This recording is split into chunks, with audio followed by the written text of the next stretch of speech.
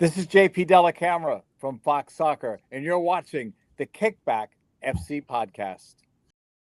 Hey guys, welcome to the KickBack FC. Thank you for joining us once again. Don't forget to like, subscribe, and share. Welcome back to the KickBack FC, your go-to podcast for all things soccer. Here we've got it all. We'll be breaking down the biggest takes and the most important news that you need to know to stay tapped into the world's game. Thank you for tapping in with us. If you've been with us from the beginning, just want to say thank you to all of our fans and supporters. Once again, my name is Cornelius. I'm joined by my boys and fellow co-hosts and a very special guest today. But Gabriel, how are you feeling? Can't complain too much, Crunch got another win over the weekend, so it was good. But yeah, not too bad. Salam, how you feeling? I feel good, man. We got a GOAT with us today, man. I feel really good. I'm excited to get started. Cornelius, what about you, bro? As you can see, I got my Chelsea flag, scarf on. It's been a glorious day to start, and it's gotten even better tonight. Just want to pass it back to you for the intro, Salam. On today's episode of the KickBack FC, we have one of the most accomplished voices in American soccer. He's called over 1,000 matches across television and radio, including 17 FIFA World Cups, 3 Olympic Games, and some of the most defining moments in U.S. soccer history. At the club level, he spent 13 seasons as the television voice of the Philadelphia Union and has also called matches for the Columbus Crew and the New York Metro Stars and Red Bulls. We're excited to welcome JP Dellacamera to the KickBack FC. Thank you, Salam, Gabriel, Cornelius. Nice to meet all of you guys. Yeah, you as well, man. We've been waiting on this one. Cornelius and I were at the convention as well on Wednesday, Thursday, but we had to leave a little bit early. But when Salam had told us that you two had connected, we were like, whoa, like really? We're gonna get him on the pod like ASAP. It was easy. It was easy. He asked me if I would do it, and I said, sure, why not? Yeah. No, we really do appreciate your time, and yeah, really just want to just start really from your beginning. I know you're from Boston. I know you're a huge hockey fan. But really want to start kind of as your transition going from high school to college. I believe the Boston Bruins actually won the NHL Cup that season, while you're graduating high school. And I know for us in Cleveland, we don't win a lot of championships here in Cleveland. Outside of the Cleveland Crunch, we've won a couple with Cleveland Crunch, but in Cleveland in 2016, I remember that was an amazing summer because that was the summer I actually graduated high school and was going to college. And I remember, that summer being potentially one of the greatest summers in the past couple of decades for me, especially for the city of Cleveland as well. So I just want to kind of start there for you, you being a huge hockey fan, and graduating high school, kind of take me through, that summer of, in Boston. Well, in Boston, unlike today, the New England Patriots are number one. They're probably number 2 and number 3, and everybody else, goes behind. But in those days, they were the Boston Patriots. They played downtown. They went through several owners. Celtics were winning championships, but never really sold out. Red Sox were not winning, and it was baseball back then in the, I guess, 60s. The Bruins were king. They were number one. They sold out their games.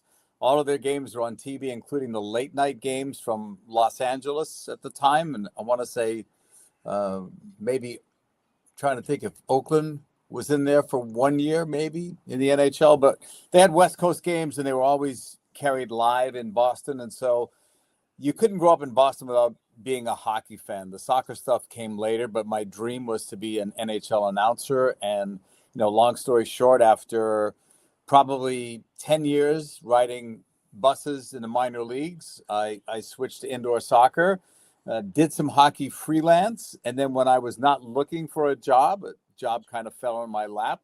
And I realized my NHL dream probably 2 decades later. Yeah.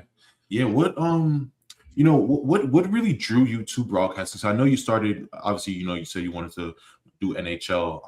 That was always your dream, but you started off in the minor leagues. But what started kind of your affection and love for hockey? Was that something that you always loved, or was that something that just kind of grew over time as you grew up? I think growing up in Boston, it's a great sports city, so there's so many things going on. But the Bruins, like I said, really captured everyone's imagination. So that's where I really started. But I went to a college. It was a junior college called Graham in Kenmore Square.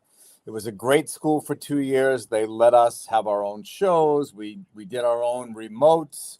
From a production side, they let us handle the equipment. It was a great school, but years later, they went out of business. So when I say to people I went to Graham Junior College, there's no real history there.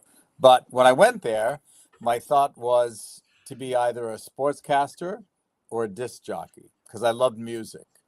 And I thought to myself, if I want a really long career, if you wanted to go like into your 70s, let's say, being a rock jock in their late 70s is probably not a great career. So I focused more on the sportscasting. But had I not done that, music would have been my next choice. So how long after when you were broadcasting for, the minor leagues, did you switch over to the MISL? I did hockey until 1982. If I said the names to you of people that became NHL announcers, they were all with me in the minor leagues, and I saw them getting breaks, and they deserved them. Mike Emmerich was one of those, and he became like one of the all-time greats, if not the greatest. And he was in minor league hockey with me, and so many others were there too. And I was probably wondering, when is it my chance? You keep getting into you're in the final 3, you're in a final 5. You'll be our guy if this guy leaves, and then nothing ever happened. And I became aware of an indoor soccer team 2 hours away from me in Pittsburgh, and I thought that would put me, if I got it, would put me in a major market. I'd be flying the games instead of on those long bus rides.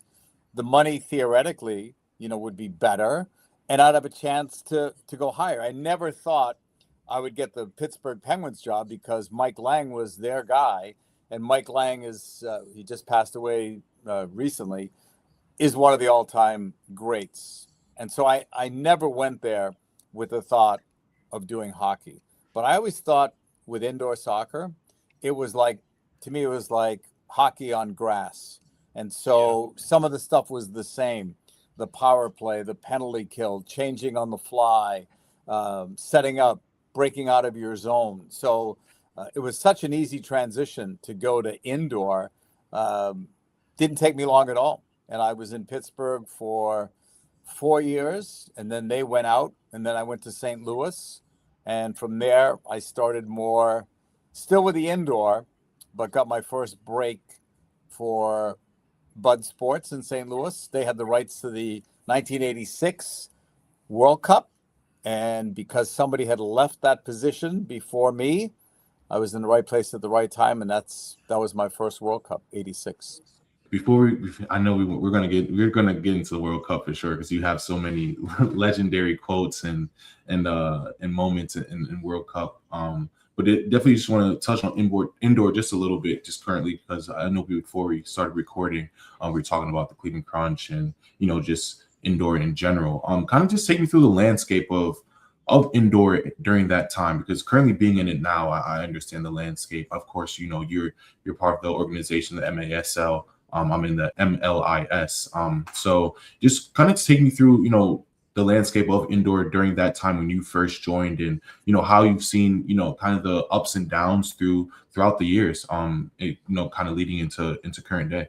Yeah, well, during that time in the 80s, NASL was in financial difficulty, and they eventually folded up. There was no real, true professional outdoor league. So fast forward to today, where MLS is thriving, and all of the best players that come from overseas would play today in MLS. Back then, they came indoors. So we had players that played on national teams of various countries. The names are endless, like the Steve Jungles of the world, and Tattoos, and Bronco Segota, Julie V, Kaz Dana, so many great names of the past. And they would all play indoors, and they were all making a nice living. And at one time, the St. Louis Steamers were the highest drawing team by average of any indoor sport in one season. That included the NBA and the NHL.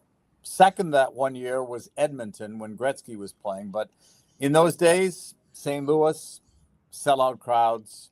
They filled, at that time, it was the Checker Dome. And then that league also had some great rivalries. You said you play now in Cleveland. Pittsburgh and Cleveland, when we played in Cleveland, 15 to 18,000. When they came to us, double digits with crowds as well. So we had some great rivalries, great players. Things were going tremendous, for that league. But I think the economics in those days weren't really working. And it seemed like every year there was a salary cap and it was a reduction.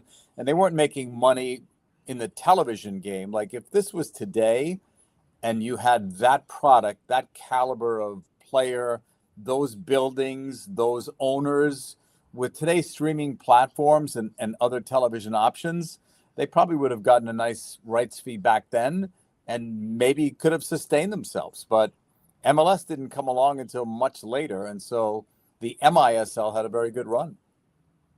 Yeah, absolutely. They definitely had a good run. It's interesting just to see the landscape now with the MASL and our league, the MLIS. There's so much going on with indoor and just soccer in general. As I think an article just came out that said soccer is now the third biggest sport in America, behind baseball, which I found was really, really interesting.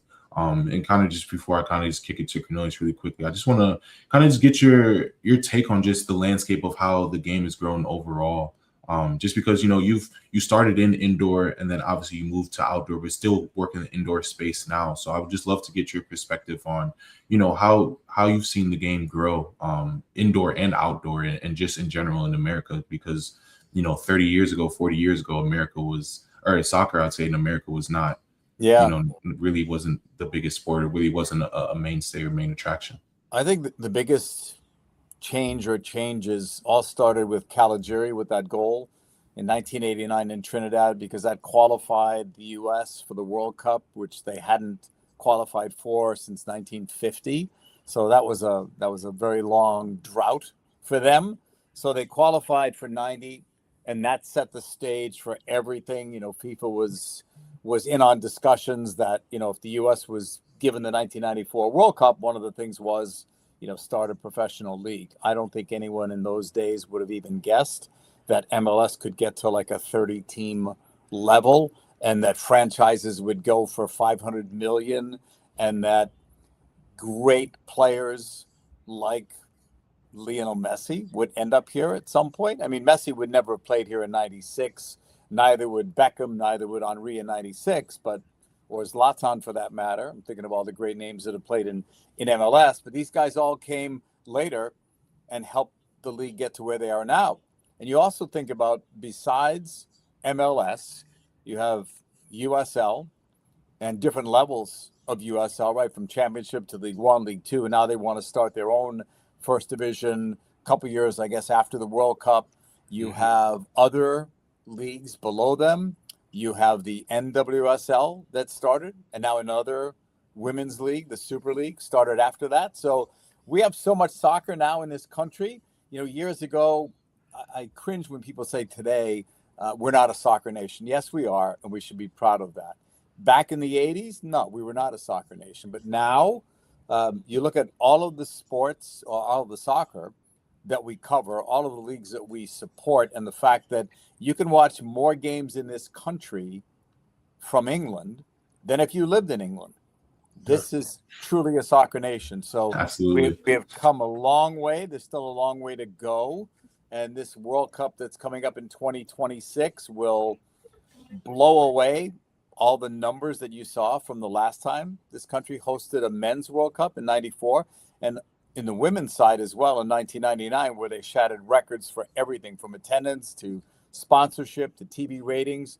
This will blow it all away, because the biggest advantage of this one compared to 94 or 99 is the internet and social media. We didn't have it then, and yet those numbers were amazing. Now we have that, and all these people are so connected, and you can watch the World Cup on your iPad, iPhone, smartphone, computer, or on Fox. So there's no excuse for not watching the World Cup. help us make those numbers grow even higher than we anticipate. Yeah. Yeah, absolutely. You kind of alluded to it, with Paul's goal. Obviously, you were the one calling that goal.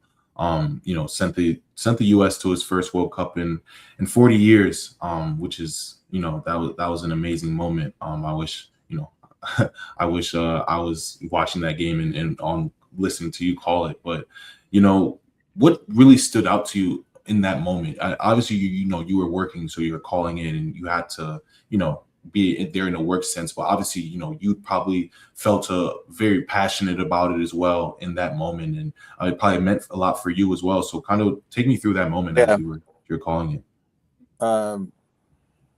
Gabriel, when you're in that moment, when you're calling a game, it's a big game. Mm-hmm.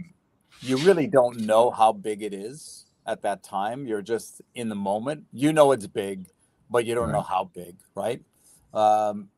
But what I remember about that game, actually, not so much the goal, because the goal really came from out of nowhere. It's not one of those things where there were a dozen passes that were strung together, or it was a spectacular volley or bicycle kick, or, it was none of that. Like, I think everybody was surprised when it went in. We were surprised when he took that shot from where he did. We were surprised, when it went in, right? But what I remember most about that whole experience was not really about the game itself. It was about everything else around it, right? Like, from landing at the airport, where in those days there was no TSA, and so people greeted us at the airport, and they were not. It was intimidating, but in a good way. Like, I didn't feel threatened there, but there were hundreds of people that greeted the team at the airport, and they're all singing and banging the drum, and it was somewhat intimidating, but not scary, if that makes sense, right? Yeah, because I think the Trinidadian people were very friendly, very compassionate people, but they loved their team, and they thought their team was going to the World Cup, and all they needed was a draw. So I remember them greeting us at the airport. I remember the day before the game going around the city and seeing people had painted their cars red, Trinidad colors. Some people had painted their houses red. It was like a sea of red in Trinidad. And then before we went to the game, our producers said, in those days, we would go to the game maybe 2 hours early, 2 hours before kick, maybe 2.5 in those days. He says, you have to be there 5 hours before. And I said, 5 hours? Why? I said, I have a credential. And the producer said, there's a lot of fake credentials out there. There's a lot of fake tickets out there. And that he said, it's up to you. He said, if you show up 5 hours before the game, you'll get to call it. He said, if you show up 2 hours before the game, I can't guarantee you'll get in the building. So I went in 5 hours before, wondered like how I would be able to stay motivated for 5 hours. You're just like sitting there. But they opened the gates early. People were singing and dancing. Music was playing loudly from whatever it was, whenever they let people in, to the end. And I remember watching as I came up the stands. This is hours before the game. I'm looking this way, and right in front of me, everybody's in red. Everybody, like faces painted. Everybody had a red shirt, right? And I said, I was working with Seamus Mallon, and I said to him, I wonder if it's the same over here. And as I turned my head, it was the same, except for, I think it was 2 rows of U.S. fans, and most of them, if not all of them, pretty much worked for the Federation. There were no American outlaws. There were no traveling fans. It was either parents of players or somebody that worked for the Federation. But the place was full, and it was loud. And I remember more about that atmosphere than I do about the actual game. And if I contrasted that with the 1999 Women's World Cup, I remember more about that game than I do about everything else around it. Yeah, just a different World Cup. Yeah, no, absolutely. That's completely fair. I think, atmospheres can really make games. And I actually, I don't know if Cornelius was with me, but I actually went to the Trinidad and Tobago Gold Cup game. It was here in Cleveland. I forgot what year was the Gold Cup. It's maybe 2018, 2019-ish. And I still have the ticket to this day. And similar to what you said, Trinidad and Tobago came out face painted, this is the same energy that I'm sure that they had back then. So no, I completely agree that atmospheres definitely make games. Their fans are great, and the government had declared the next day a national holiday. They expected them to win, but all they needed was a draw, and that would have been their first World Cup. So imagine the disappointment, when the U.S. actually won that game. And I think, even leaving the stadium, I saw what it meant to the Trinidad fans. They were obviously very saddened. I saw what it meant to our guys, our players, our coach. But even leaving the stadium, leaving the country, if you had stuck a microphone in my face and said, how big was this game? I would not have known then that decades later would still be talking about that. I would not have guessed that all of the things that I just spoke about before, that MLS would start with X amount of teams and then get to be like a 30-team league, and other leagues would start and would have a women's league as well. Like, I would never have dreamed any of that would have happened. And it all started with Caligiuri's goal and them qualifying for the World Cup. Yeah, absolutely. Before I kick it to Cornelius, I just want to talk about that goal and your call on it. Your commentary. You coined it as the $1 billion goal, and I think that still rings to this day. Do you think that goal is really what kickstarted like the modern day soccer in America? Because like you said, that gave the U.S. their first World Cup in 40 years. That was a huge moment for the country. And I think I don't want to sound like cheesy, but I feel like that kind of re-put U.S. on the map, in terms of in a soccer sense. So do you think that kind of kickstarted everything that we're talking about now, MLS, MASL, MLS, NWSL? Do you think that goal was kind of the spark that started everything? Yeah, I think we originally called it Shot Heard Round the World, but I changed it to the $1 billion goal because I think everything that came after that, if you added up all of the money like that was generated, it's easily in the billions. Everything that has come through happened after that goal. It did take a while, though.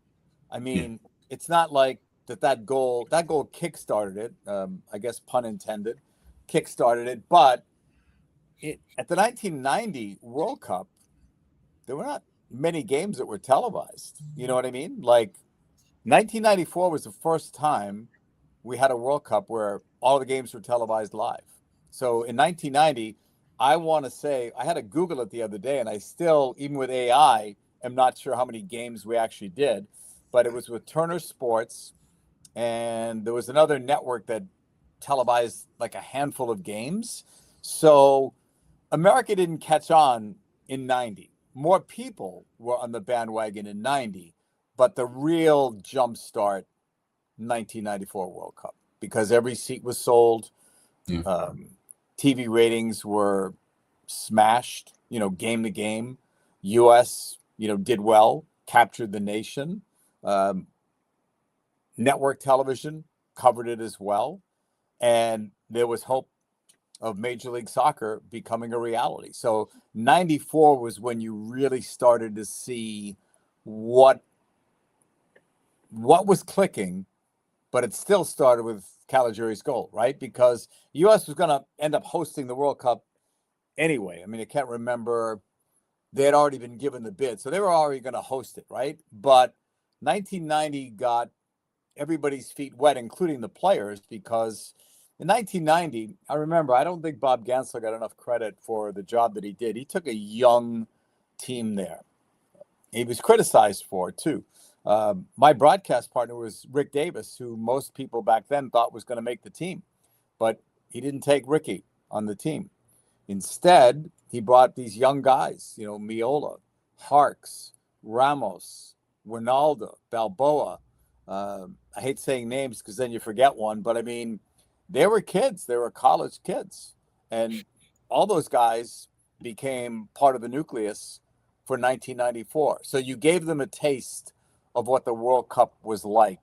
And I'm sure that, had they not qualified in 1990, who knows who was going to be the goalkeeper, the next time around, or starting up top, or who is going to be the back four if they used the back four then.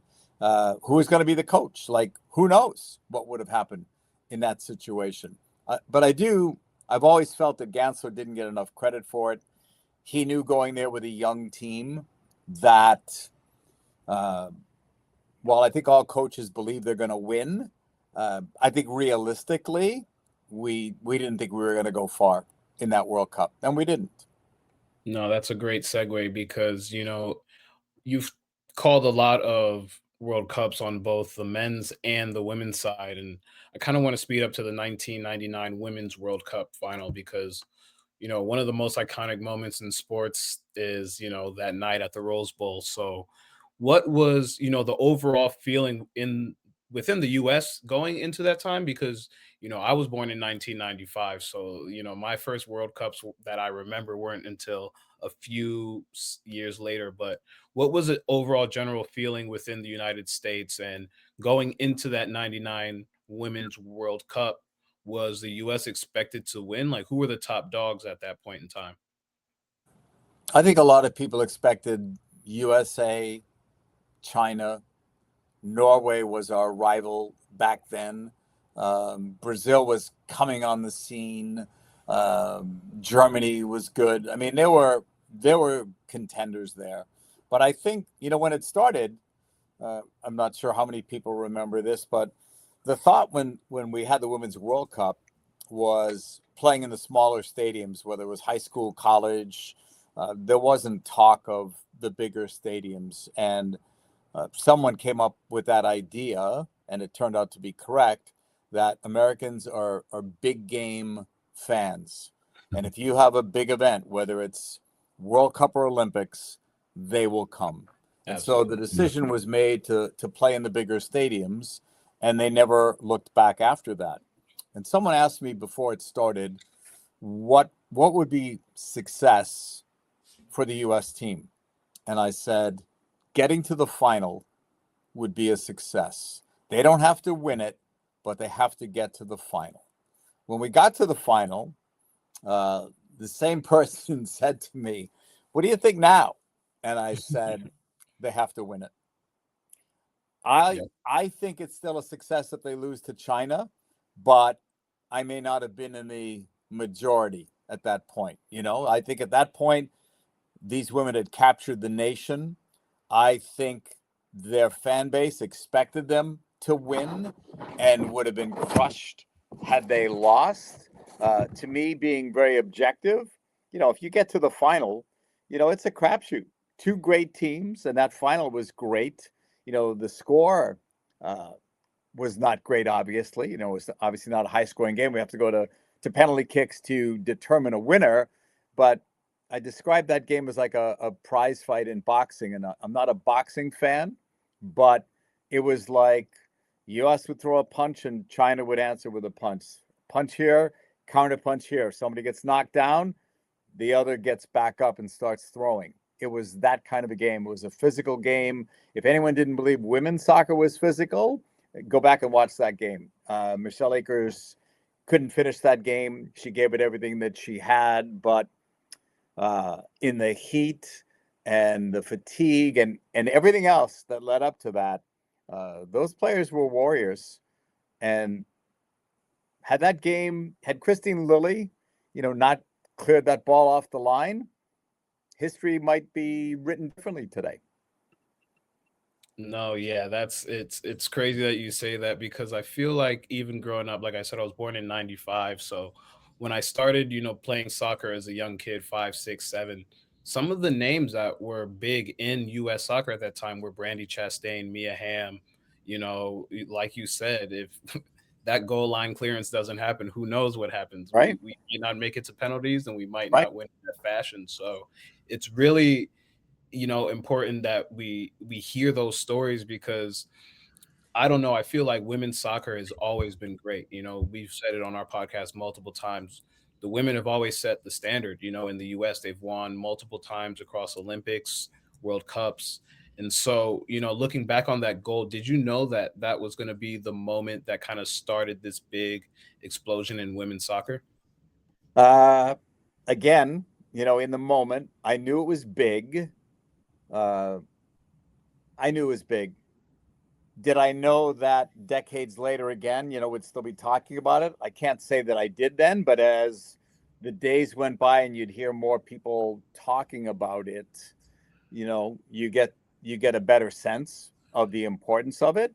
But it still struggled, the women's game, right? They started the WUSA and ran out of money. I think it was supposed to last 3 years. I want to say maybe it lasted 2. Whatever it was, they ran out of money. The idea was great. It seemed like the right time for it, but it didn't work, at that time. But our women have been great, and lost in the shuffle of that win in 1999 was that the year before at the Men's World Cup, the U.S. finished last. So this was big for the women. It was big for women's soccer, women's sports, and soccer in general. It checked every box that there was. So I knew it was big, but again, I don't think you realize it, in the moment, the magnitude of how big it is. Like, I didn't know how many people were watching. And then when you hear what the ratings were at that time, the millions and millions that were watching it, it's like, you're blown away. And that's really also, the internet is still young, right? Cell phones were out, but not smartphones. Social media, no, not really. Not that I can remember back then. And yet they generated all those great numbers. And that was a tournament that, started in the beginning, started to build. You saw more media paying attention to it as they went along. The crowds got bigger in all of the games, but the U.S. was selling out anyway, right? By then, they were huge. They were rock stars. By the end of that tournament, they had a lot of clout with U.S. soccer, and maybe in some cases, they ended up having so much clout that they probably should have got more than they did. They had to fight for equal pay that took longer than it should have. But the women of '99 were the ones that started that ball rolling towards what we have today. Yeah, they're a very pivotal team, when you look back, and especially on the landscape of how women's soccer is blown up. As you said, we have multiple leagues here, and we even see American superstars that have gone abroad now and have done it in multiple leagues, Lindsay Heaps, and even with Naomi Girma and Alyssa Thompson now at Chelsea. I'm a Chelsea supporter, so obviously I know my girls. Kat Mercario, shout out to you as well. But it's exciting to see how the landscape has blown. And, it is interesting to hear you say that, in the moment, it's big, but truly you don't know how big it is until, you kind of let that moment breathe. And like you said, you've seen women have to fight for their rights and eventually get, better, better for what they've done. And so I want to talk about Carli Lloyd, because another player that we grew up watching. You were there for the historic hat trick, there in 2015. How do you balance, letting a moment like that breathe while still providing context to what she's actually done in that moment? When I grew up, I would say my broadcasting idols were Brent Musburger, not in any particular order. Brent Musburger, Al Michaels, Bob Costas, when Bob did play-by-play. And one of the things that I think I took from them, especially Musburger, was letting the game breathe and letting the big moments play out, right? Like when Chastain scores, what could I possibly say over those pictures? Everybody can see it. The director's making these awesome cuts from a shot of this player to that player, to the crowd, to the coaches, to fans celebrating. he's the star of the show, at that point. It's like what we're watching. I was watching as a fan, but if I wanted to say something, I would have probably had to scream it because it was deafening in the stadium. Like, they sold out the Rose Bowl, and back then the capacity was more than it is today. I think when they redid it, there's less seats now, but whatever that crowd was, 90 something thousand plus, as I remember, it was loud, it was deafening. And so what would I possibly say, over that? So I think that's the one thing that I take pride in personally, is that I don't think I've ever tried to be bigger than the moment. The moment is the moment. Carli Lloyd's hat trick, that's Carli's moment. That's not mine. I don't want to get in the way of that. I want to help it, put it in context. But, when she scores and the next thing you hear, even though it was in Canada, it sounded like we were in the US, is you hear that ovation and the world feed cuts to Carli and her teammates celebrating. What are you going to say? Those pictures are telling the story. Yeah, what a moment. I remember I was in college watching that game. We were at Brick Street. Shout out Miami. But man, what a moment. When she chipped the keeper from half field, I was like, no. Yeah. I think I saw Japan. You don't usually see this. I mean, you'll see it from time to time. When somebody gives up a goal, sometimes you'll see it. I've noticed in the women's game, especially, a team will huddle up. I think Japan huddled up twice in that first half. And they were a composed team, Japan. But I think it was like, what the hell just happened here? Like, let's get everybody in here because this is getting away from us. That game was over earlier. Like, when people ask, they'll always ask, like, what's your thought? What's your prediction on the game? And nobody had that score. Nobody had that many goals. Nobody had anybody getting a hat trick. We all thought it was going to be tight, and we could see either thing happening. We could see U.S. winning. We could see Japan winning. They were both great teams. Yeah, that's great. I mean, like Salam said, I was also in college. That game was, very up and down.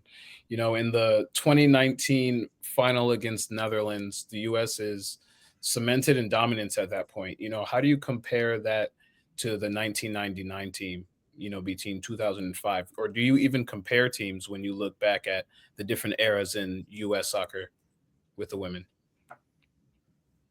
Oh, wow. It's hard to compare teams, So if somebody says, who's better, Abby Wambach, who's one of the all-time greats, or Michelle Akers?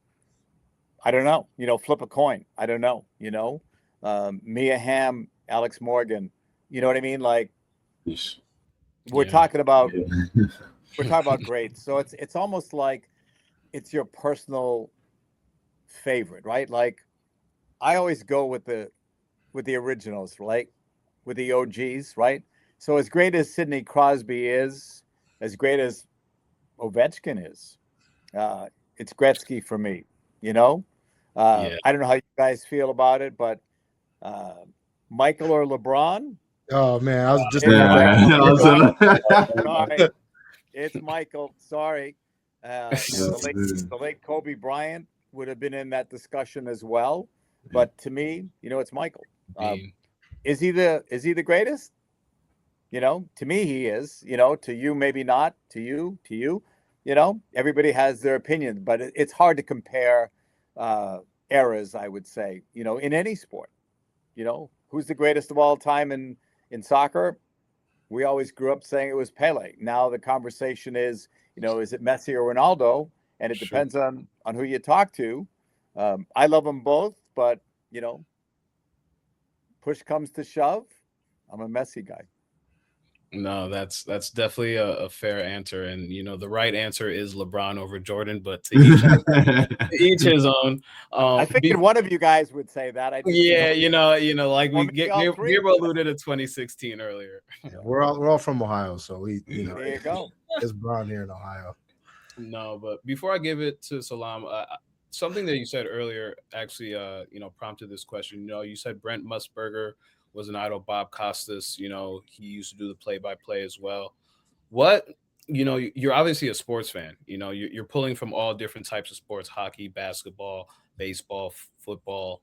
What do you look at in these guys that says, like, this is what I like from this guy, and kind of how did you use that to mold your game? Because obviously you're pulling from a lot of sports. Grew up a hockey fan, you're doing soccer, but you kind of have this, overall pulse of the game. So what were you looking at, and what were you pulling from those guys that you call your favorites? I think you look at a cadence or a tempo of play-by-play people. How much do they talk? How much do they lay out? How much do they engage, their analysts? Because you're really a team. It's not you. You're a team. If there's a sideline reporter, how do they engage with them? It's like a team effort.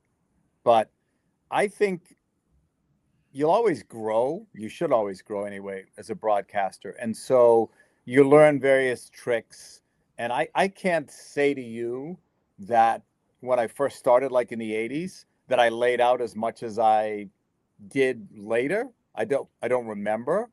But I also didn't have big games to call in the 80s. I didn't have a World Cup until 86, and that was calling it in Canada off the monitor in a studio when we didn't have the research stuff that we have today. So I'd like to think that I've learned a lot of things over the years. And I think that, when I worked at ESPN International, we were doing like 200 games easily in a year, all these different leagues, whether it was Brazil, the Dutch league, Italian, Serie A, whatever leagues we did, whatever tournaments we did, you'd always learn something, right? Because when you call a game off the monitor, it's the only time in your life as a broadcaster that you're seeing the same thing that people at home are seeing. I don't see anything more than you're seeing. I don't have a bigger monitor. I don't have other angles that you don't see. I'm calling the game off of what you can see as well. And so you learn various tricks when you're doing that. And then when you go outdoors, you take some of those indoor tricks with you, and then vice versa. But you learn that over the years. And I think, in the early days, when I think about watching people like an Al Michaels, like a Brent Musburger, like a Costas, I think I learned, not just about laying out, but the way I wanted to call a game. I didn't think they overspoke. I think they spoke like the right amount. They told stories when the stories needed to be told.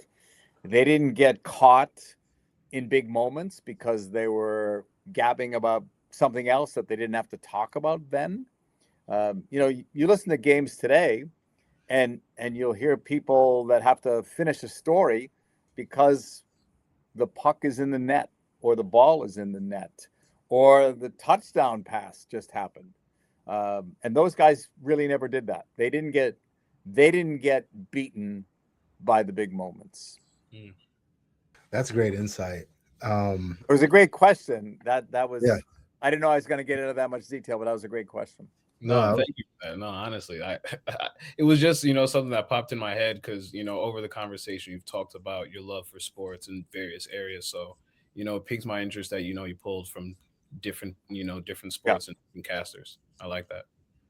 Yeah. And I think today's broadcasters, when they ask like for help or tips or whatever, I always tell them, first of all, be yourself.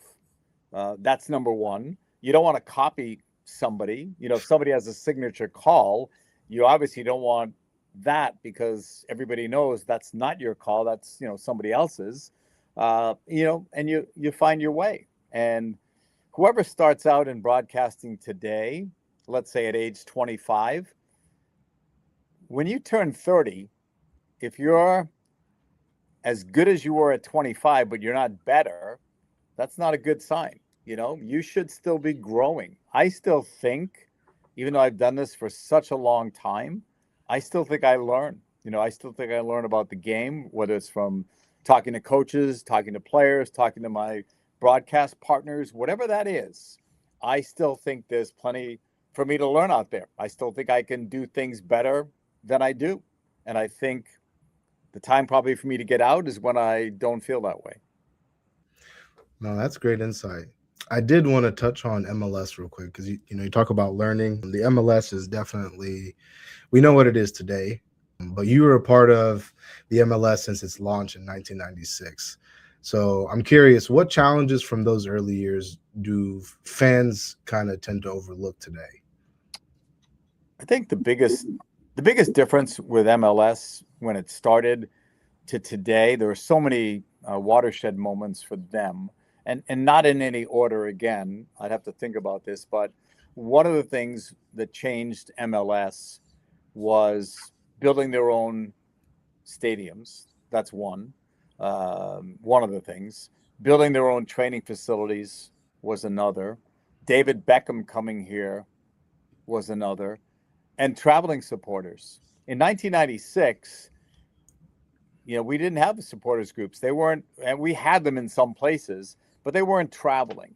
And now you see in MLS sections where, like, I remember when I did Philadelphia, when we played at Red Bull Arena, there was a sea of Union fans there, and vice versa. When they came into Philly, you could see the Red Bull supporters there, and you could say that everywhere now, like with Columbus and Cincinnati, probably Dallas and Houston. I'm thinking of some of the rivalries, LAFC, Galaxy. I mean, there's so many rivalries in that league, and now the traveling supporters make everybody that much louder. So those are like some of the big moments. And then after Beckham, you fast forward and you get some of these other players like Henry, Gerrard, Lampard. You end up with Zlatan coming here, and then the cherry on top was Messi. What do you think was the moment that kind of stood out to you in regards to like, wow, the MLS is actually like here to stay, and it's we have something here? Was it when the European guys came over, or was it something before that?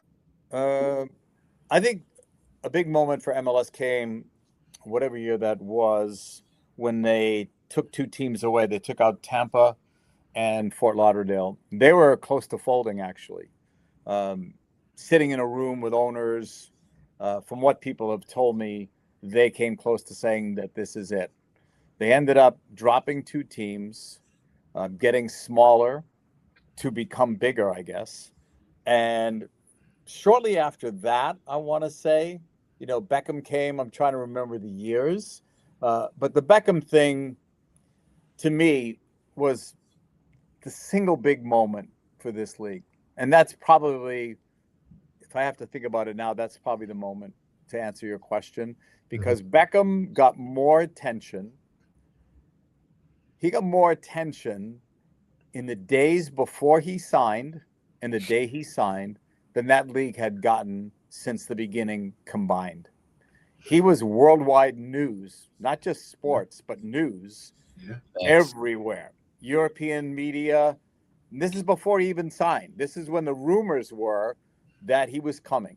That's the big moment, for MLS. The fact that they dropped two teams instead of folding is obviously a big moment because there's no league for Beckham to come to. But Beckham signing showed that, we had some money, we had some vision, and we wanted to tell the world that MLS was here. Had Beckham not come, you needed a special player. Had Beckham not come, I don't know who the first one would have been. You know what I mean? I don't know if Thierry Henry would have been the first one, or a Lampard, or a Pirlo, or a Gerrard, or any of those guys, right? But that was the biggest difference for me when Beckham came, and then everybody's franchise became worth more money. I think when Philadelphia joined the league, it was like $30 million, and now it's like $500 million, whatever number of years later. That's a significant jump, right? And even though when Beckham came, and then Robbie Keane came as well, I'm trying to remember all of these names that came over, it was still perceived as not a retirement league, but for some of those European players that were coming over here, it was more of that, like, yeah, we're getting them, but they're in their late 30s, Pirlo was past his prime when he came here, but he was still great. Yeah. You know, we didn't get Messi when he was 30, but Messi is still great, right? But you see some of the younger people that they're bringing in now, and that they're spending money on, and they're getting these guys from all different countries of the world, and now they're coming here and they're much younger.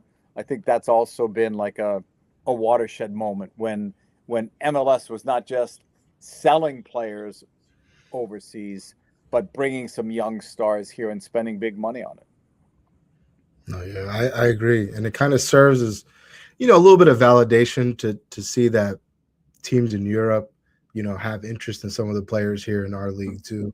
This speaks to our league. But I agree. I think the David Beckham moment was a big moment for Major League Soccer. I mean, like you said, I remember when he touched down, like on the airplane, and it was like a whole televised thing. And just even his first game, he came on as a sub. I remember it was a highly anticipated game, and I'm like, he's starting on the bench, and he came on in 30 minutes, and I think he had a few good moments, may have had an assist, but you're right. I think to have not just a world-class player, but I think a superstar really come in and, have eyes on the league was huge for us. But everybody knew him, right? Everybody knew him. He transcended sport. Like, women didn't even know soccer, knew who he was. On commercials everywhere. That was big, and again, back then you knew it was big, but did anybody in that room say, oh yeah, now we've got Beckham, we're going to end up with this many teams are going to be paying $500 million just to get in. Teams are going to be having their own stadiums, all of their own training facilities, because back then, the Galaxy kind of stood out. They had the first, Columbus Crew had the first soccer-specific stadium, but it really had a no frills to it. At that time, I think it was the Home Depot Center maybe when it first started. Now it's Dignity Park or something like that. They change the names all the time. But back then, that was a state-of-the-art building. And now you see that with every new team that comes into MLS, the stadium is that much better, that much better, that much better. Yeah. I think, and also for Beckham, he was a superstar. Everyone knew who he was, but he also had the foresight. We kind of knew that he had baked into his deal that he would get an MLS team when he was done. And I think he really brought like the European mentality and feel to the MLS. The league didn't really know where it wanted to go. And when you get a superstar like Beckham and you let him take control, you give him a team in Miami, and now, you allow Messi to come. And I think that with him having the foresight and being business minded as well was kind of big for the MLS just in general. Do you remember when Beckham first came here, that Galaxy team was terrible? A year after that, they brought in Bruce Arena and let him make all the decisions, and then they end up winning MLS Cups. But even in that year when they were bad, this guy fought. He battled. He wanted to win. There was no vacation for Beckham coming here. Like, he's a guy that blood, sweat, and tears, he left it on the field. He really cared. I don't even remember the money that they paid him. It's nothing probably compared to what, Messi's deal is now. But Beckham gave everything on that field, everything. And everybody wanted a piece of him. We interviewed him a few times. I thought he was great. And if it wasn't for people telling him, he's got to end this, I think he'd keep talking. He was a great salesperson for the game. We spoken to Kofi Opare, and he said the same thing about Rooney when he came over. He said people thought Rooney was going to come over and take a vacation, but he battled every day in practice, and he wanted to win every game. So he did. And Wayne Rooney was another one of those players that came over here that years before you'd say, no, he's never coming. There were so many of those guys like that. So many big moments, for MLS, and then we started to see like the jersey sales, like with Beckham. I think it was Zlatan that I first saw a Zlatan shirt at LAX. When I was flying, and I thought that's big. At a gift shop in LA to have a soccer jersey there. And you saw with LAFC signing Son, how the jerseys just flew off the shelves. Like it's become a probably $1 billion industry, the jerseys. Whereas, in 1996, not sure how many jerseys they sold, but nothing compared to today. Yeah. No, I mean, Cornelius alluded to it. Beckham has incredible foresight, because then after that, I mean, even just as you were talking, I was thinking about some of the guys from Europe that really stood out to me. Guys like, David Villa came, Frank Lampard came, Javinko came, Kaká came, Alexander Pato, but I could keep going. Yeah. Zlatan, obviously. But I wanted to bring it back to Columbus real quick, because that was actually my first introduction to you. I was born and raised in Columbus, Ohio, and I would go to the Crew games in the early 90s all the way up to 2010. And that was when I first got introduced to you, when you were calling the Columbus Crew games. How would you describe the Crew during those years and its role in shaping like the early MLS?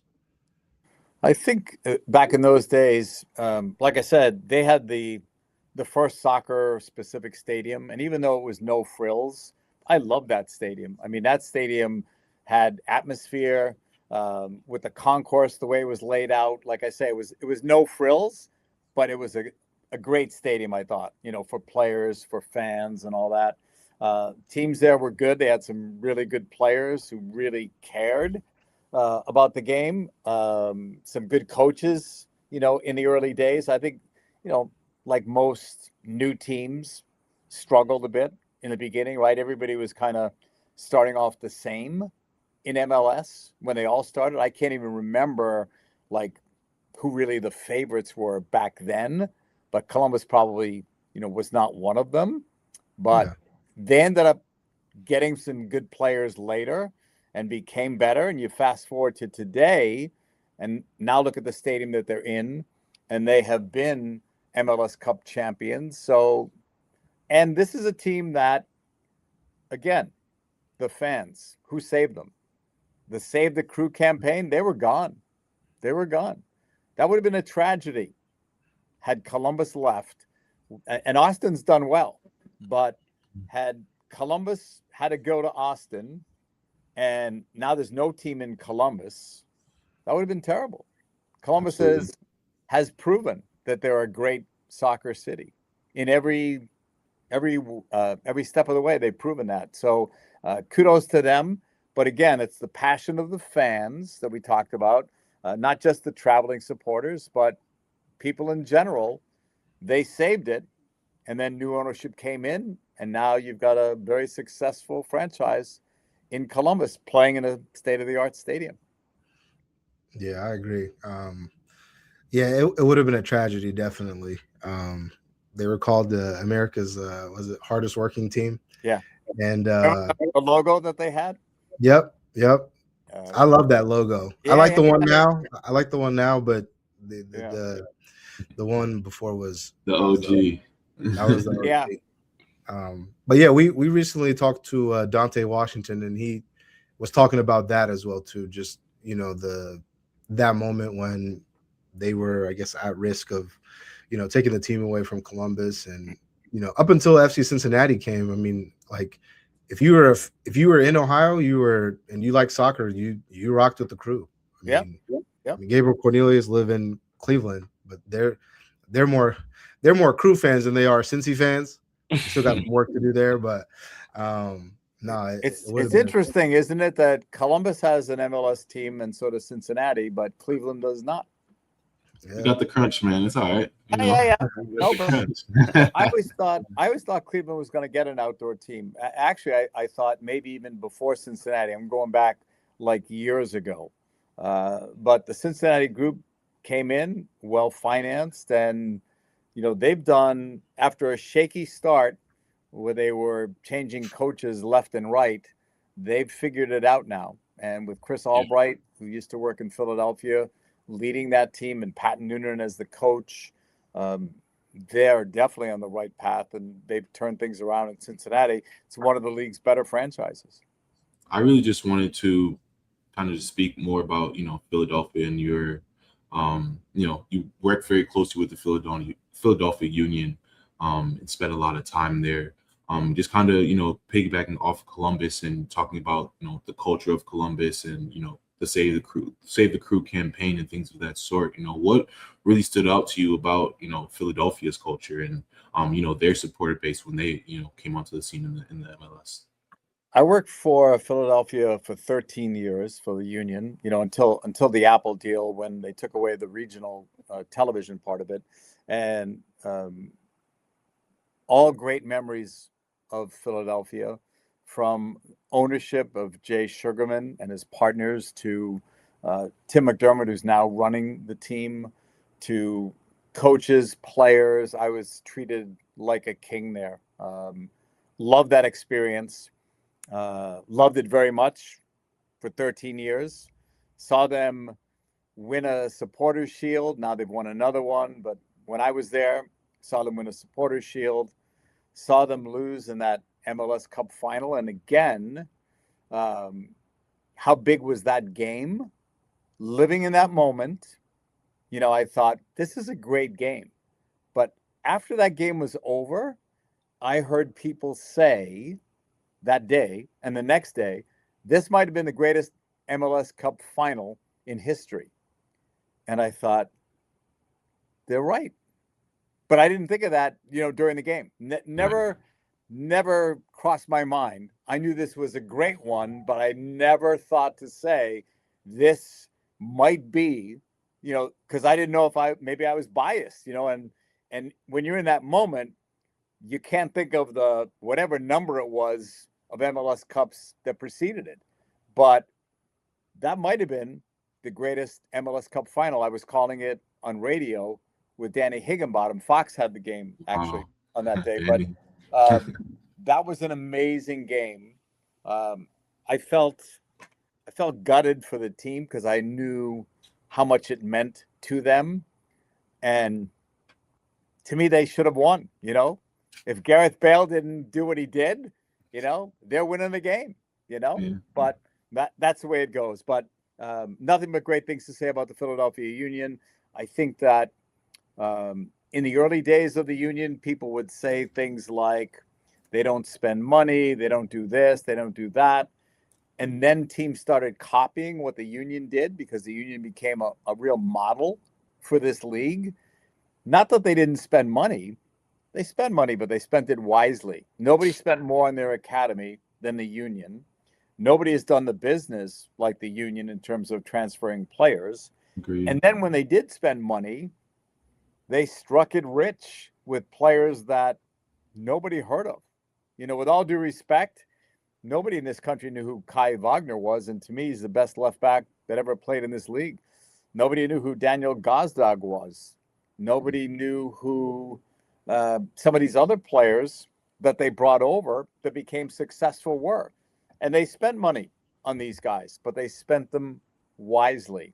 And you're always going to miss on players, right? But if you get into that, 90% ratio where you're not making many mistakes, you're doing well. And I would say that the Union over the years have done that really well. When they have spent the big money on players, they have gotten their money's worth for those players. Carranza, they got on loan, and then they ended up buying him. Anybody else could have taken Carranza, but they didn't, but the Union did. And there are so many players. I'll remember a lot more names after we end the Zoom probably, but so many players where you're thinking to yourself, how did Philadelphia get that guy? And then you look at some of these other teams that spent 5, 6, 7 million on players. Look what Toronto did with the two players that they brought over here and paid them more money than entire teams, Yeah. And Insigne is a great player. He's a fantastic player, right? And so is his partner that played there. But Was it Bernadeschi, I think? yeah, Bernadeschi. Great players, but not in Toronto. Javinko, he was a great player, and he did do well, when he was in Toronto. But so many, hits and misses in MLS. You want to make sure that the hits outweigh the misses by a wide margin. And I would say in Philadelphia's case, the stats don't lie. You look at how many playoffs that they've been in, the last several years, they've only missed one in maybe the last 7 or 8, maybe more. They've been a model of consistency. So a great time in Philadelphia. Sorry it ended when it did, but when they ended regional television, that's what ended up there. But I wish them all the success in the world.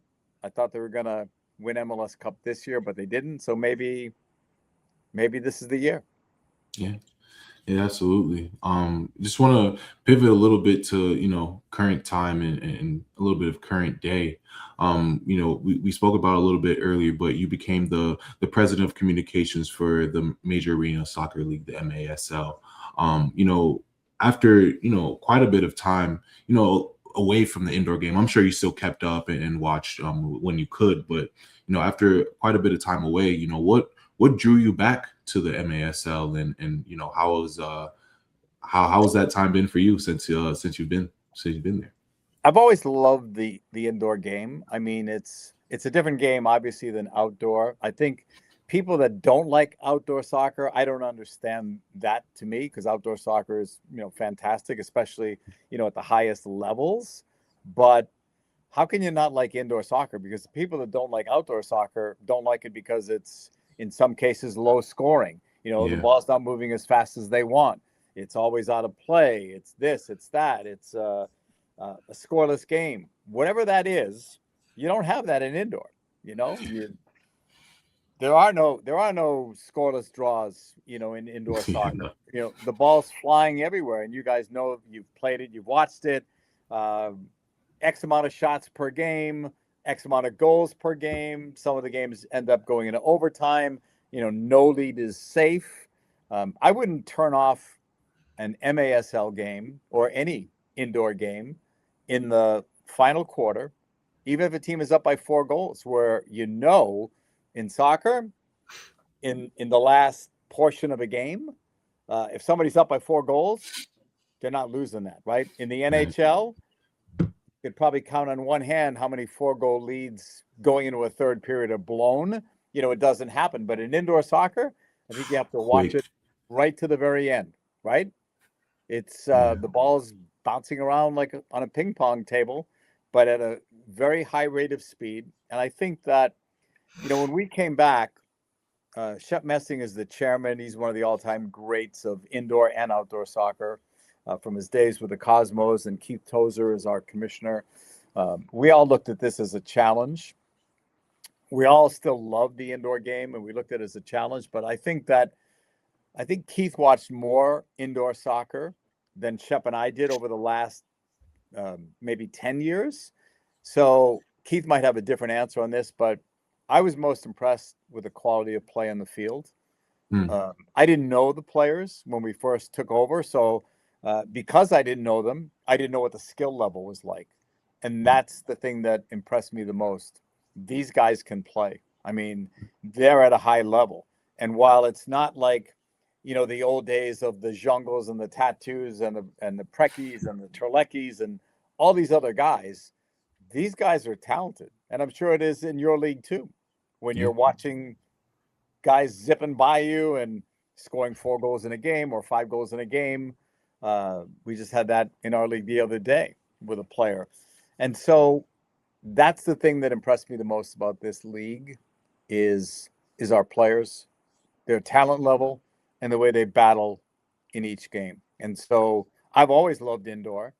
I think had it been different, had MLS, not happened, even though indoor was dropping at the time, but had there been no outdoor soccer on the horizon and some of the wealthy owners of NBA and NHL teams come in, they could have probably rescued that league, and indoor would have been in a different place today. But MLS has changed that. There's no way that indoor soccer can be at the level it was in its heyday in the 80s because of MLS and because of all these other leagues, and because you can watch the Premier League and any league that you want at any time in this country, so it could never be the same. But can it be better than it has been over the last few years? Absolutely. And that's our challenge. Like every year we've done this, the goal was to improve everything by 20 to 30%. And we think we've been able to do that, but there's still plenty of work to be done. Yeah, I also just wanted to add real quick. We follow TST, which I'm sure you follow TST too. And it was interesting learning a lot more about the players that were in the tournament. A lot of those players were players that play in your league, the MASL, which we I was we had over 100. I want to say 115 was the last number that I remember seeing, but our players were not contributors. They were stars. They were stars of that tournament. And now the tournament is really looking at our league to see how they can get more of our players, because our it worked out well for our players, right? Because they're used to changing on the fly. They're used to a smaller surface. They're used to, they were in shape because they were just finishing, their own season. Like that game was made for them. They're used to playing in tighter spaces. They're used to all of the stuff that we have from indoor. Granted, we don't have the boards, and some of that stuff, but I think our players adapted easier than an outdoor player would, coming from overseas. Yeah, no, absolutely. Yeah, TST is. I think it's amazing how these TST, like the Kings League over, and I think you have Kings League all over the world now. I think these leagues popping up have been amazing. I think I'm gonna have the pleasure of playing in TST this summer as well, and I can't wait. Growing up, you just play 7v7 just for fun, and now that there's competitive 7v7 on a national scale where players are being scouted from these tournaments and things. I think is truly is amazing. Before I pass to Salam or to Kanois, before we kind of just wrap up, I just want to ask one more question about indoor. Obviously, you're in the leadership role with the MASL, but where do you see the future of indoor soccer going? I know we have a couple of leagues. Obviously you're very involved in the MASL, but I'm just curious to know, where would you like to see indoor soccer go, and where do you see it growing to? I think we need a professional women's indoor soccer league. I agree, 10,000%. Our first year, we thought about doing something, with women, or having a tournament, or doing something, on the women's side. And we thought, there's so many fires we're trying to put out right now. We didn't want to do it and do it wrong and not do it justice. If we do it, we want to do it right. And we want it to be professional. We don't want it to be amateur. So I think that the next step for indoor soccer in its growth would be trying to get a women's league started. That's one. Having some kind of Open Cup tournament like we have in outdoor, like Lamar Hunt US Open Cup. We want to have like our own indoor tournament, maybe an indoor World Cup, something like that. Like we have the Gold Cup. Why can't we do a Gold Cup indoors? But right now we have 8 franchises. I'd like to see us at a much higher number, but a manageable number. The goal right now, I would say, I can only speak for MASL. Any other leagues can do whatever they feel, but for MASL, I think we need to be in more good markets, and it doesn't have to be the big city. It doesn't have to be Chicago. It could be Omaha. It doesn't have to be Chicago. It could be Oklahoma City. It doesn't have to be Dallas. It could be San Antonio. It doesn't have to be. We are going to be in Sacramento in a short period of time, but it doesn't have to be LA, but it could be a suburb of LA, or it could be a San Francisco or an Oakland or someplace like that. But I think that we'd like to get more teams, more geographic rivals. And I think our sport is tailor-made for television. It's tailor-made for streaming.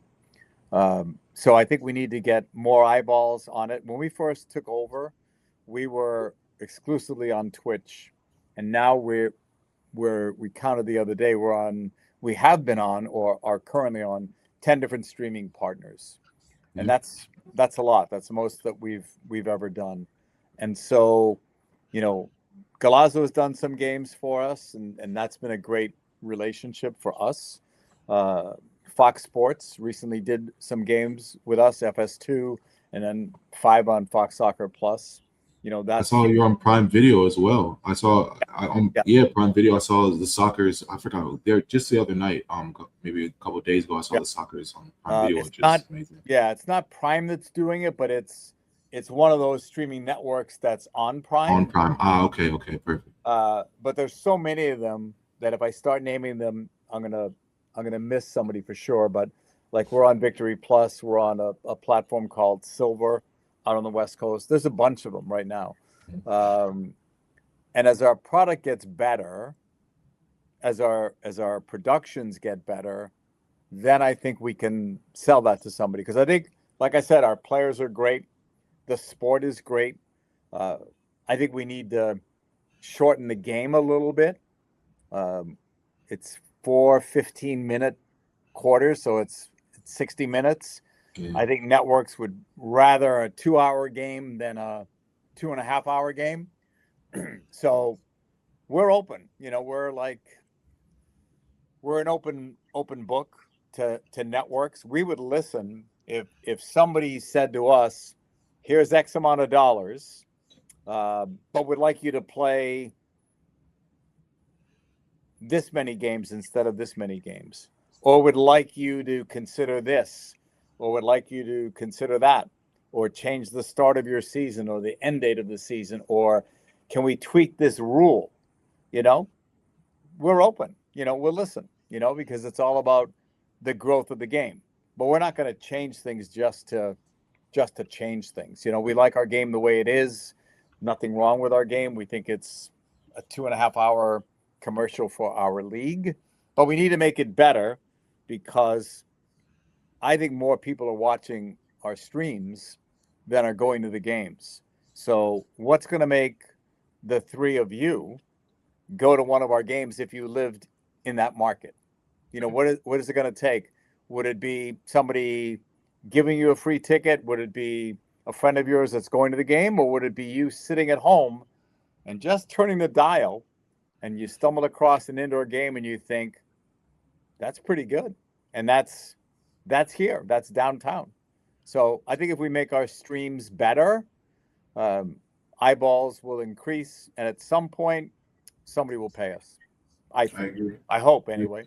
Yeah, I agree. I mean, we'll pull up. Yeah, I'll come to a game. I like you just said, I stumbled across the Soccer's randomly on Prime Video. I was like, whoa, MASL they have a deal here. I said, that's crazy. I tapped in and watched I think I just caught the fourth quarter. And I think the Soccer's ended up losing. I think it was the other teams, maybe one of their first wins of the season or something. But I was amazed. I was like, it's amazing. We've seen some great comebacks in this league. Yeah. When you think the game is going to be over, like if you followed indoor, it's not over, right? But if you're just a random person tuning in and you see the score is like, 8-4 and it's in the fourth quarter, you might think, well, this game is over. It's really not. Yeah. That's one of the beauties, I think, of the game. You could score 3 goals in a minute. Same player could do that, right? Yeah. It happens. Football moves quick. Football moves quick. Yeah, we've seen. Yeah. That's great insight, because you're right. It's tailor-made for streaming, and it's so exciting. It takes a lot of what you say, like what you said earlier. It takes a lot of the hockey aspects, the changing on the fly. So there's a lot moving on. There's a lot of excitement, and there's a lot to catch the eye. But But that's a great point. But Yeah. You know what else though, Cornelius? I should mention this too. What we'd also like to get, to help grow the game are buildings that are owned either by NHL, NBA, AHL, ECHL teams, teams that are successful in markets in their buildings. And again, like I say, doesn't have to be in a big city. You don't have to be in the city of New York. You can be in the suburbs somewhere. It's not New York City, but it's around there, right? You don't have to be in Philadelphia or in Pittsburgh or in Cleveland. You can be out a little bit, right? But if you can find your niche, if you can be, you're a big deal in indoor soccer if you don't reside in a city that has 4 major franchises in it, right? Your chances of success are probably much better when you're the big fish in town. So if we can get to some of these buildings that are new, that are in up and coming cities, and maybe they seat 7,000-8,000 seats, that's good for us. We'll take it, especially if there's nothing else there, we become the big attraction. We'll take it. But if we can get NHL, NBA, AHL owners interested in our product, they can only help us. Yeah, I agree. No, I totally agree.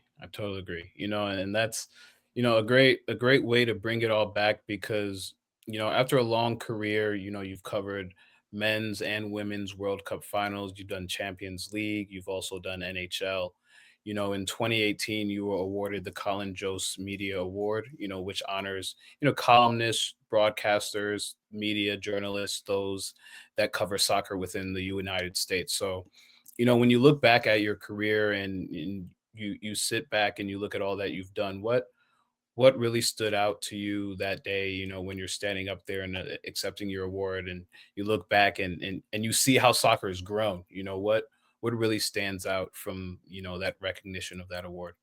I think anytime I get an award, it's special, especially if it's named after somebody that has contributed to the game. In this case, it was Colin Jose, who's not well known, but he is well known by those in the soccer community as one of the great historians of our game.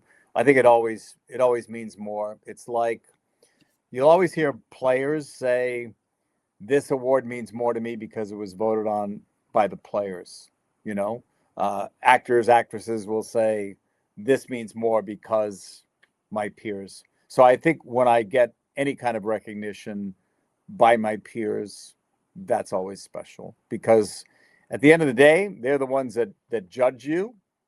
You don't judge really yourself. They will judge you. It's my career. I can think of my career as one way, but it's how others think of my career probably that matters more to me. I could think whatever, right? But what other people think of my body of work over the years, that's really more of the legacy than what I think about it.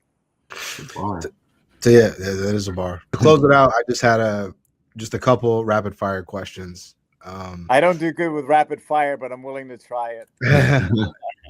First one is most memorable match you've called. 1999 Women's World Cup final. There it is. Okay. What excites you the most as you approach your 18th World Cup? I would say the fact that it's Fox's last World Cup, at least for now, because the Women's World Cup is going to Netflix next year and nobody's got the next Men's World Cup, but Fox is going to blow it out of the water. It's the biggest World Cup that we've ever seen with the number of teams, the number of countries, the interest in the USA. This is going to be the biggest World Cup in history. And so I just look forward to being a part of a great Fox team. Very good. And I believe at your guys' seminar, I think I heard over 69 games are going to be on Fox. It is actually. I got it right in front of me. All 104 matches live, 69 on Fox, 35 on FS1, 69 on Fox. You know how many were from Qatar in 2022? How many? 34. Wow. So they've doubled it. Now, granted, Doubled, there's more teams, but that's a big commitment by a big network. So Fox is excited about it. They indicated, at that seminar that more announcements, will come. And so I think we've already heard about, Rebecca Lowe, Thierry Henry. Those are big names, and that tells you even more, if you didn't know already, how serious Fox takes it. Just like with ESPN, when ESPN knew that they had their last World Cup, people would say, "What are they going to do? It's their last World Cup." And I said, they're going to make a statement, and that's what Fox is going to do. Nobody's mailing it in. This is like a legacy World Cup for Fox, just like it was for ESPN. And I have no doubt they'll blow it out of the water. Great. It's a two-part question here. What are some players we should look out for the U.S. men's national team this summer? And how would you define success for this U.S. men's national team? Good questions. I'm going to go with the easy one. Pulisic, to me, heart and soul of the team. If he has a good World Cup, I think he can carry us to greater heights. I think Matt Freese, if we assume, and I do at this moment, that he's the number one goalkeeper, I think he has to be big. I think Chris Richards has become our best and most dependable back. Robinson is terrific. He's been injured, but he's dependable. Tyler Adams, if he's healthy, Weston McKennie's having a good year. Like, those are all names to know, but I think those are the easy ones. But I think it's going to be difficult for Pochettino. I think I said this at the seminar, that you're not picking a roster of 26, and in the old days when it was 23, it's not the 26 best players in the country. It's not. It's the 26 as a collection that fits together on a team that gives you the best chance to win. So there will be some young players on this team, and you might say, well, this guy's better, and this guy's better. Why didn't they make the team? It's because they didn't fit in that group of 26. I think that we had so many question marks last year. The spine of the team, who is going to be at that time our back four, since we've seen it, go with 3 or 5, whatever you want to call it. But who are going to be the center backs? Well, Chris Richards has proven, he's there. Matt Freese has gotten the start in all of these games as a goalkeeper. Flo up top has been getting the starting assignments. We're starting to see, that Pulisic is going to start. Adams is going to start if he's healthy, right? Healthy, yeah. So we don't have as many question marks going in, but I do think there are going to be some very tough decisions that Pochettino has to make, because I see guys, and I said this at the seminar, like Diego Luna and a Christian Roldan. I give them a great chance to make this roster, and I don't know if they're in the top 26 in terms of overall talent. Yeah. There may be 2 guys better that don't make the team, but those two guys are winners, and they'll give it everything that they have, and they'll make every training session better. I think they'll make the team. Berhalter, is another one. Sebastian Berhalter. There's so many young players that a year ago we wouldn't even be talking about these guys. Roldan was not on the team. So I think Pochettino is going to have some difficult decisions to make, but I would rather he have difficult decisions to make than easy ones. Because if he has difficult ones, I think that shows how far we've come as a team and as a country.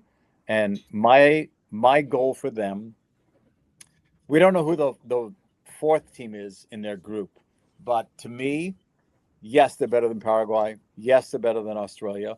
And if Turkey or Turkey A is what I hear they're calling them now, if they're the ones or anyone else, I still think the USA wins their group. You don't go to the round of 16 directly anymore because now there's more teams, so it's a round of 32. Depending on where the USA finishes, who knows who they'll play. So I think when the goal is always to get out of the group, hopefully you win the group.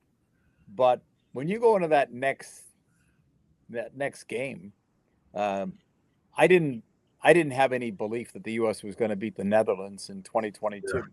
Didn't feel that at all. Could they have beaten somebody else? Absolutely, but not that Dutch team, right? So, like, if you told me today, if you had a crystal ball and you said in the round of 32, the U.S. is going to play this team or that team, I could tell you better. Yeah, they're going to make it, to the round of 16. But we don't know who they're going to play, and that's, the beauty of the World Cup. So for me, have to get out of the group. Otherwise, it is a failure, especially you're one of the host countries.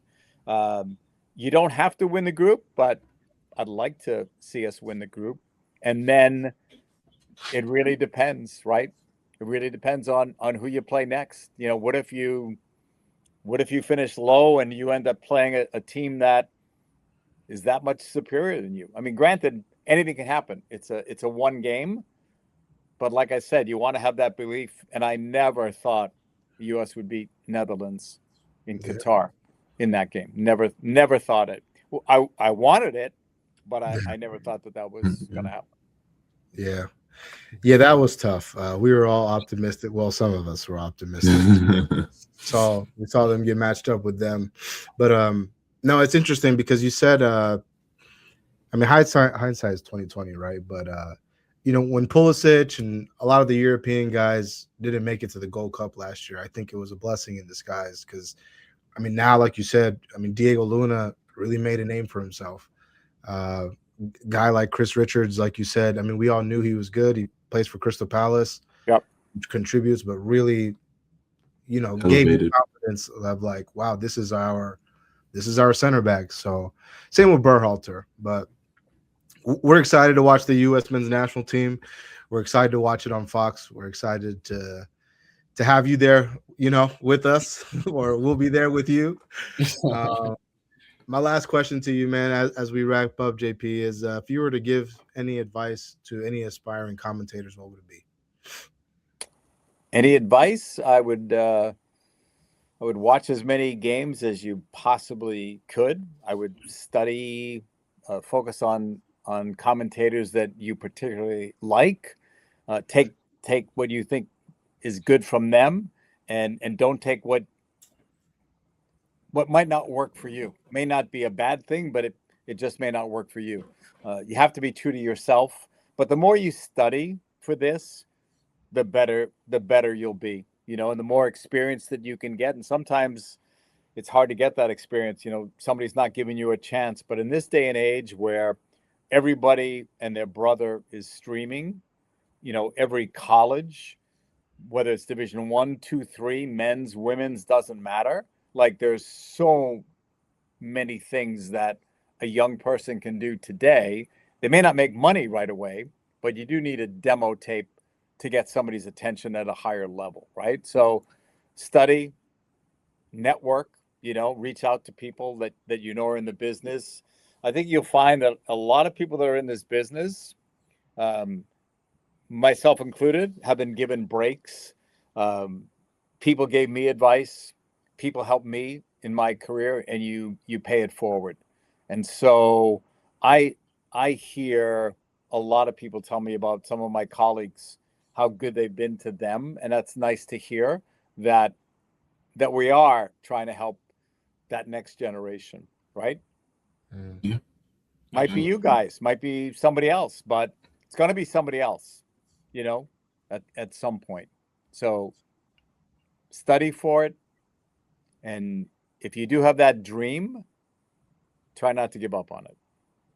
Amazing. I really appreciate the time. It's been a pleasure, just getting to know more about your story and speaking to you, and can't wait to hear you in the World Cup, man. It's going to be, like you said, it's going to be the biggest one, and Fox is going to blow out the water, like you said. So we're all looking forward to it. My pleasure to be on. Thanks for having me. Yeah, and just to piggyback what Gabriel said, thanks it was good to sit down and hear your story, like Gabriel said, because the biggest thing I took is that you're truly a gamer. You like all types of sports, whether it's indoor soccer or what's that? It's kind of close to hockey. Let me go try that out. And then you get a big break, and now you're doing World Cups, but you still want to go back to the indoor game, and then now you're on the business side. What the kids say these days, you are a gamer. You're really just into sports, and you really like learning the intricacies of how everything works. And it was just cool to sit down and have this hour with you to pick your brain a little bit. Thank you. Yeah, just wanted to echo what the guys were saying. JP, thank you so much for your time. It's funny, man. It's interesting because before I met one of my best friends in high school, I never really watched like European soccer. It was just US soccer, MLS. So, your voice was tied to many moments of like, just me being a fan of the game. So to be here and to be speaking with you, and to also have spoke to you at the conference too, it's a big moment for me. It's a big moment for us, and we just really appreciate your time. I appreciate that. Thank you. All right, guys. You guys can catch the World Cup this summer on Fox. JP will be, commentating all the games, and we appreciate everybody's continued support. Thank you for kicking with us at the KickBack FC.